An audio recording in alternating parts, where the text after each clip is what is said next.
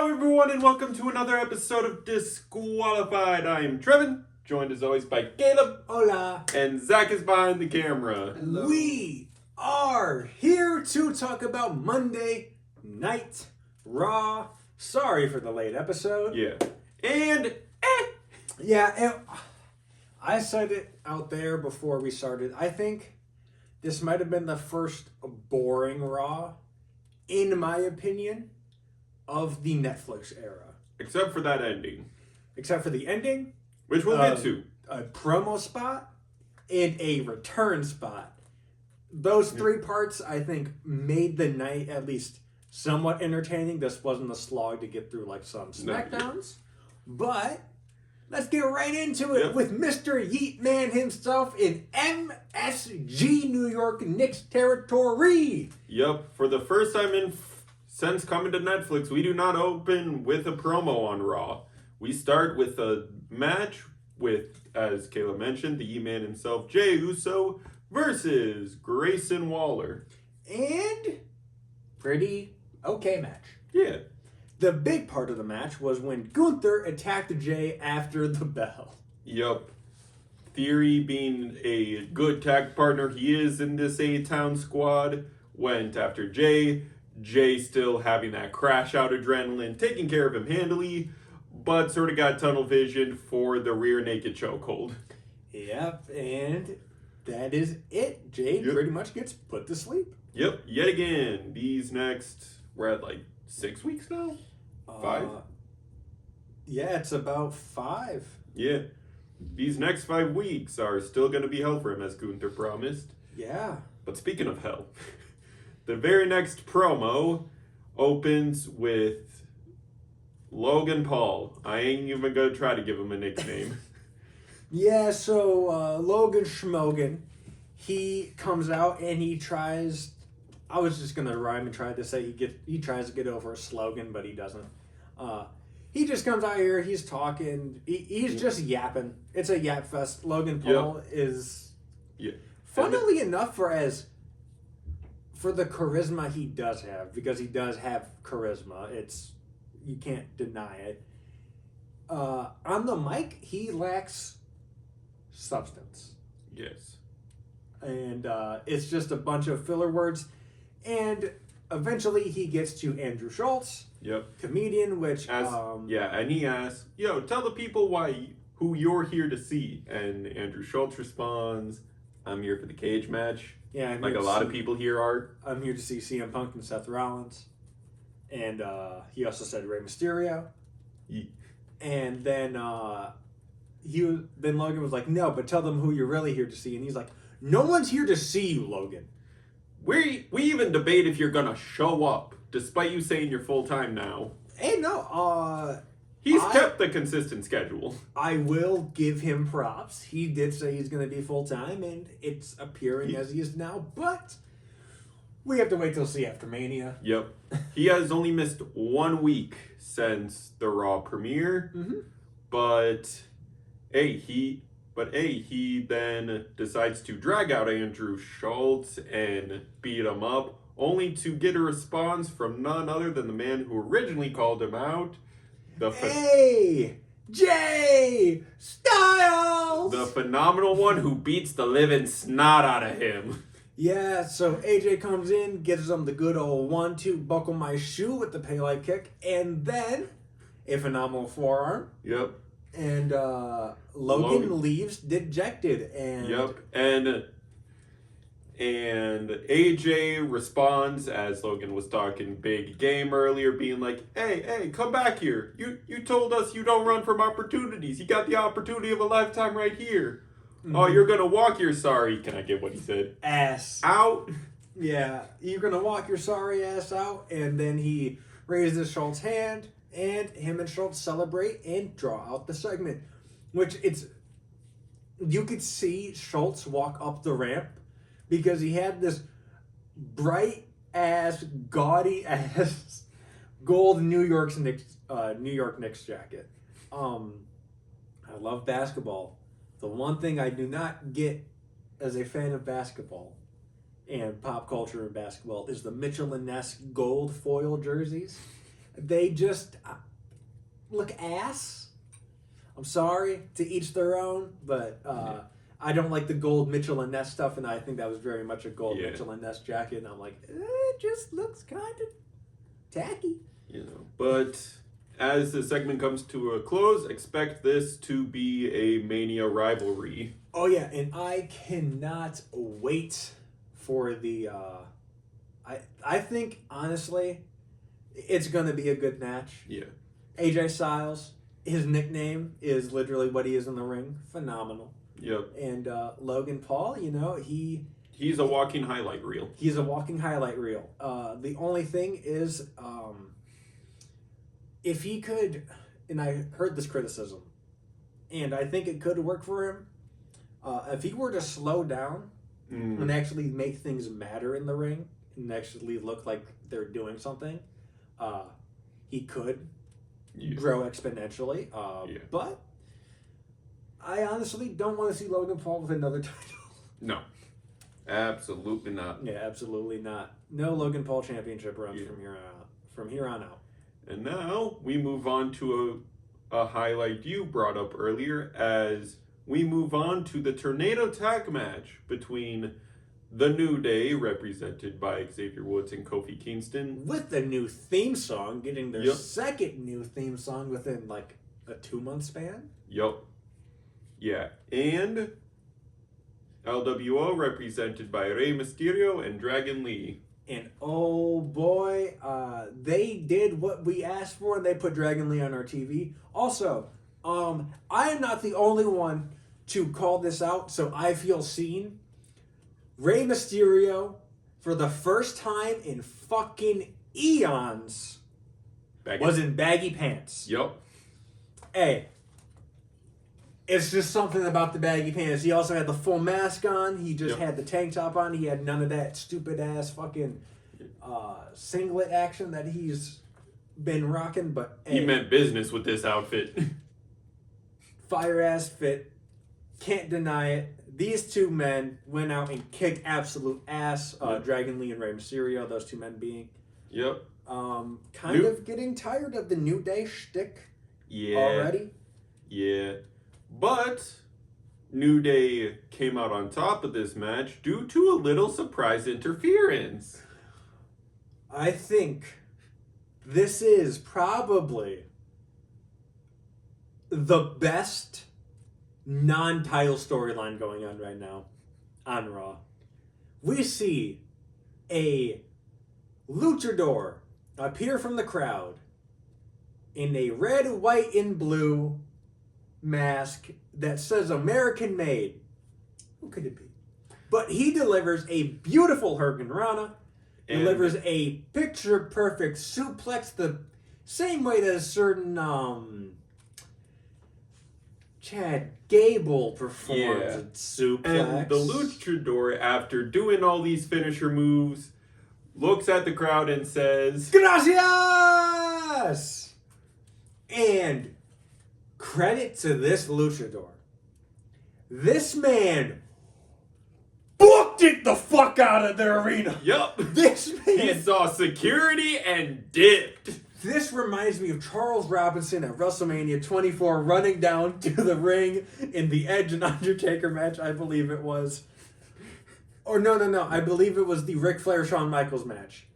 But, bro, he fucking booked it. Legit. This was the fastest run I've seen in the WWE product ever. Yep. And I watch Nathan Frazier on a weekly basis. Yup. Yeah. But we'll combine this segment together as we already announced the winner. But then Chad Gable gets caught backstage to have an impromptu interview with Cathy Kelly, who says, like, Chad, we all know it was you that's out there. I mean, the mask, the demeanor, the outfit, everything points to you. But then the camera shifts a little bit to what's happening in the background, and we see that luchador getting carried out by security with Chad Gable standing right there. I fucking love this kind of comedy shit. It's so stupid. It's funny. Like, bro, if Mr. America wasn't hated, who was Hulk Hogan, he would be the perfect addition to the storyline. Because, bro, this is... It's going to be so great because I think this ultimately... This might be a bit of a stretch. No, I could be reaching. I think this leads to Phoenix. Yeah. Phoenix coming in. You are not the only person on the internet who thinks so. At first, I thought it was Phoenix because I just saw the wings on the mask Yep, and then the lucha mask. and then the Hurricane Run, and I was like, "Oh, already? Yeah. Already? But Yeah, I was like... before the fucking European tour." Yeah, I was like, FedEx and WWE and attacking LWO, the frick. But then he did the Gracias, and I'm like, He did the German suplex, and that's when I figured it out. Or no, it's when I first saw the mask, I figured it out afterwards, the first clear shot of it. But, yeah, Chad Gable says, look, I respect the moves. He worked great out there, but that wasn't me, as you can clearly see. You owe me an apology. But I'll see you next week. Yup. And that's it for Chad Gable. And, please. I don't know if they're gonna, because I think Phoenix is coming in after the European tour, but I would not mind if they drag this out to Mania. This, honestly, at least right now, I could eat my words because it could get boring and pedantic, but I think right now it is a beautiful storyline. The premiere of this storyline, S. No notes. Legitimately, if you want to know my comedy wrestling, this is my comedy wrestling. I love a good comedic whodunit. Yeah. The fucking Fashion Police, Tyler Breeze and Fandango did a whodunit in the style of Twin Peaks on WWE's YouTube a few years ago. Hey, it was perfect. But we'll move on because there's other spots that need to be highlighted. Yep. We move on to the clubhouse and the utility closet this week. They still have not pre-ordered 2K25. No. So they're just staring at the launch trailer. Yep. Image. But here we see Finn a little upset about how things are going, but still proud that, there's gold around Liv and Raquel's waist, and Raquel has a #1 contenders match for the women's IC title later tonight. And then Dom walks in, and he's like, hey, Finn, things have been a little rough between us, so I decided, scratch my back, I scratch yours. You've done a lot for me, so I did a favor for you. I got you an IC title match against Braun Breaker next week in Belgium. Yeah, and Finn hugs him, and Dom just stares at him. Yep, he's plotting something. Yeah, something's happening. Later on in the episode, you see in the background Dom talking to Kaiser, so what could that be? But before we even move on, this is something I want to add to the Judgment Day clubhouse section of every Raw episode. Carlito's comment. And he says, this episode, did you see what they did to John Cena? He's heel now. I thought he'd be a good guy forever, like me. But yes, that was Carlito's comment. Yep. Hey, speaking of heel Cena. Yeah, here comes Cody Rhodes. Cody Rhodes. Cody Rhodes. Yep. He is on Raw cutting a promo. That is, I'm sorry to cut you off. No. A whole lot of nothing. Yep. Basically, to summarize it, he announces that him and Cena will be under the same roof next Raw in Belgium. Yep. And that concludes your Cody Rhodes segment for the week. Yep. Because no one comes out to interrupt him. Yep. And speaking of that #1 contenders match I mentioned earlier. Yeah, so it is Raquel Rodriguez versus Bayley. For some reason, I had in my head Dakota Kai. Nope. It's Bayley. And surprisingly, Raquel Rodriguez picks up the win. After a little sneak attack from Liv, Raquel throws Bayley onto the announcement table. Yep. Bayley just beats the count of 10, gets big booted upon re-entry, and I think they called it Tejana Bomb. I think that's her finisher name. The Tejana Bomb on Bayley for the 1, 2, and 3. Yep. So, going forward, is Raquel taking the belt off her ladder? I don't think so. Okay, so where do you think we see this? Do we see this on a random Raw, or do we see this on a WrestleMania card? I think we see it the second week of the European tour. Okay. Yeah. If not the very last week of the European tour. Makes sense. Makes sense. And yeah, that's pretty much it. Yeah. Bailey put up a good fight. Bailey wearing gear that was very much color inspired by the IC belt, which I very much liked. Yes. I always love a good pop of color, and the white, gold, and blue is just an amazing color combination. Yeah. And now your very next promo, your new Women's World Champion, Io Sky, comes out to address the crowd and says that once again she is your world champion. And she decides, but now I need to focus on WrestleMania and my opponent. Come on out. Yep, and Bianca Belair comes out. And Bianca says, you know, all this going on, I just have to push it back and I have to focus on you. Yep. And you called it when we were watching it live. This is my brutality! Rhea! Sorry, headphone users. Yeah, Rhea interrupts, asking the question of, like, Bianca, why were you even there last week? And here comes the weekly criticism from Caleb. She delivered such a good promo last week after the match online, where she literally said she blamed herself, and now, for some fucking reason, did a 180. She's back to blaming Bianca. Yep. What the fuck? Yeah. Can you not be consistent for a fucking week? Can you not? Because there's people online, because I've rewatched the clip and I saw the talk around it, and they're saying, well, maybe she just went in for herself and cut that promo. And I was like, and they just posted it. She went in for herself and they just posted it. Because that makes fucking sense. Yeah. No, that's not how this fucking works. Yeah. They obviously gave her a fucking, like, here's what you're gonna say, or they gave her a fucking script, and they said, go do it. Like, bro, what the fuck? And then, For probably both promos. yeah, and now she is back to blaming Bianca because she thinks that, Bianca thinks that she can't beat Rhea, and now Bianca's like, no, you're just using me to hide behind the fact that you can't beat Io. And Io, getting enough of the disrespect and the annoyance, slaps both the taste out their mouths. Well, she was trying to pacify them at first, but first Rhea pushes her away and gets in Bianca's face. Bianca then gets back in her face. Io still tries to pacify. Bianca pushes, and she's like, Yep. And then she walks out of the ring speaking the Japanese version of Spanglish. There's not really a pseudonym for that, but basically ranting in Japanese and then saying I am champion in English, basically being like, everyone's overlooking me. Mm-hmm.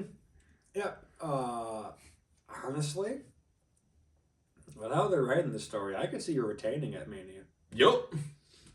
But I have her retaining. that is yet to be seen because Bianca has an undefeated streak at Mania. And they might want to keep that going. Yeah. But we shall see. So let's just get, I think this is the main event next. Yep. The best match of the night. They gave them a whole 30 minutes. And they used it. CM Punk, Seth Rollins, for the first time in years, steel cage in MSG. A fucking banger. Ass. Like, bro, this was the main event. This is what I think of for, like, going into Mania season, high stakes match. Mm-hmm. These are the matches that they should be putting on around this time of year, but also just, this is not the end of this rivalry. No. We'll get into it at the end. But some memorable spots, because it is the main event, and I like going over some memorable spots of main events. We saw a buckle bomb into the cage with Punk raking his back down the cage. Yep. We saw both men open the door for each other. And invite the other one to walk out to win the match. And they both said, fuck you. Yep. Also, a note real quick before we get in there. So Netflix has told people that WWE has full control over their production. Yes. It was WWE's decision to blur the middle finger and them saying fuck you because they thought it wasn't necessary for the audience to see. Which I just think, let them. This is obviously a blood feud that is going into a steel cage match. If this is the energy that they're bringing out, let us see the energy that they're bringing out. Because as executives, you could have told them to keep it PG-13 at the highest rating. Where you have one fuck. Yes. But no, you didn't give them, you gave them all the leeway to be like, hey, show the world you two hate each other. Yeah. And they did it.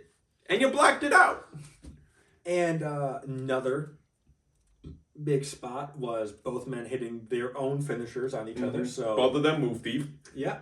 Seth hits a GTS and Punk hits a stomp. Yep. And the ending to this match. Seth Rollins is crawling out of the cage. CM Punk is looking at him and he's saying, come fight me. Come fight me. Rollins debating it, thinking about it, but he's like, yeah, no, this feud's got to end. And then,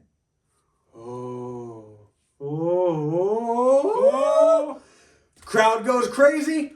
Sleeper hold on Rollins. Fucking Roman Reigns is back. Yep. Sleeper hold on him, drags him out, giving Seth Rollins the technical win. Yep. Leading into a eventual Mania match. But this is not the end of it. So, Roman takes Rollins out and proceeds to open a can of whoop ass courtesy of Stone Cold. They stare each other down for a little bit. Rollins realizes, I just went through a steel cage match. He just realizes, oh, I'm fucked. Tries to get up and run away, only to be met with a Siri went off for some reason. But he eats a Superman punch. He then gets thrown to the other side, to the ramp side. And or an ooh-ah. Gets hit with the spear. And then, out of nowhere, Roman hits a stomp on Seth. And you just see the catharsis hit him. And then he goes to do it again on the steps. Officials come in and they break them apart. And then you're just thinking, well, what's going on with Punk this whole time? And then we see just not even fully in shot. Nope. I think this was the clever, like one of the best shots of the night. You see Roman, and then you see in the corner of the shot, Punk kneeling on the ground, being consoled by one, Paul Heyman. The way they were crouching in the outfit Heyman had, I was like, okay, a med or ref is checking up on him. This was a brutal match. But then the camera switched angles to see who Punk was talking to, and I was like, oh, Paul. And Roman, seeing this, says, you know what? I cannot let this slide. No fraternizing with the enemy. He gets in there and proceeds to lay the smackdown on Punk. And cut to black. What a perfect way to send off people going into the European tour. Good way to end it off. Roman returning in MSG. Now this is the question I brought up after the cameras cut. Is we suspected Punk was going to be in a triple threat due to the favor he has from Paul, but we all thought he was going to insert himself into the Cody match to get a title shot, a main event at WrestleMania slot like his hope and dreams are called for. But due to the fact that now Roman sees his friendship with Paul as Paul's fraternizing with the enemy, do you think we see this as a triple threat? And do you think it gets slotted in the main event, sort of like the tag match was on night one last year? I think yes and no. Okay, so yes to a triple threat, Yes to no a triple to main threat. event. I think they actually put a title match in the main event. And with Triple H talking about it and him being a very online person, very much listening to criticism, he said recently that women will never get put in the main event. They have to earn that spot, which I think is a very stupid choice of words. Because guess what? You book the fucking show. You could put Joe Schmo from downtown in a crackhead in the main event if you want. It's your company. Like I just think that's a stupid cop-out excuse. Just like when you said a couple months ago, I don't see color. That was a very stupid thing to say.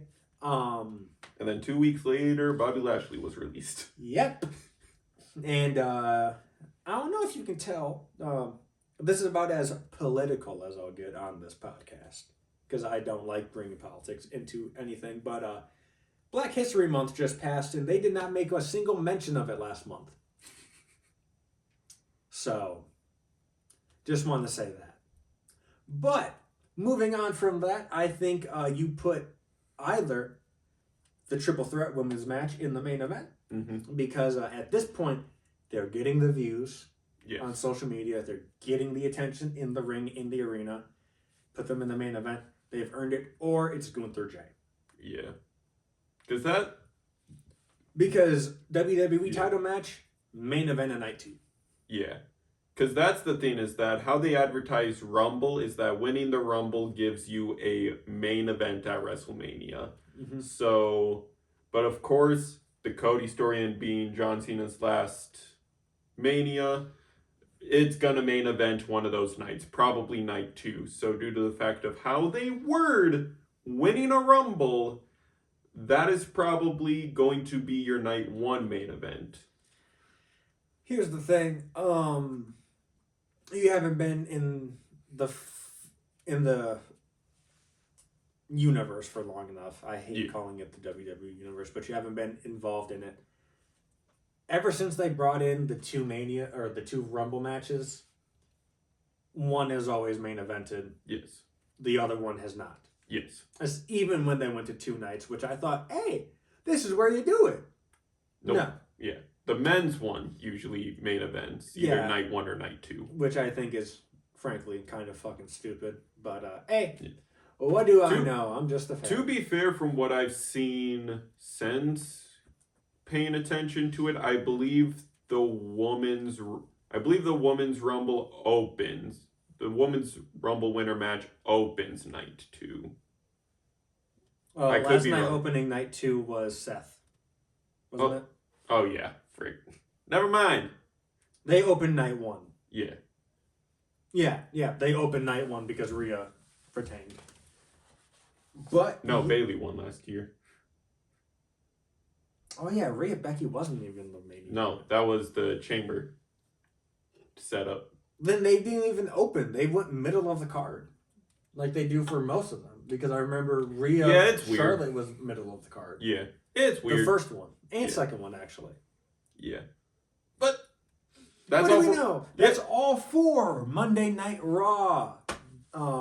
Pretty decent, or not decent, but boring. But stories are hitting the gas pedal. Stories are hitting the gas pedal. My favorite being the Chad Gable American Made one. But this has been it from us at Disqualified. This has been Caleb, your Disqualified Predictions Champion, joined by Trevin. Zach behind that camera as always. And be sure to like, comment, subscribe, or ring that bell 3 times so you know the match is over. And we will see you next time. Thank you for your time and peace.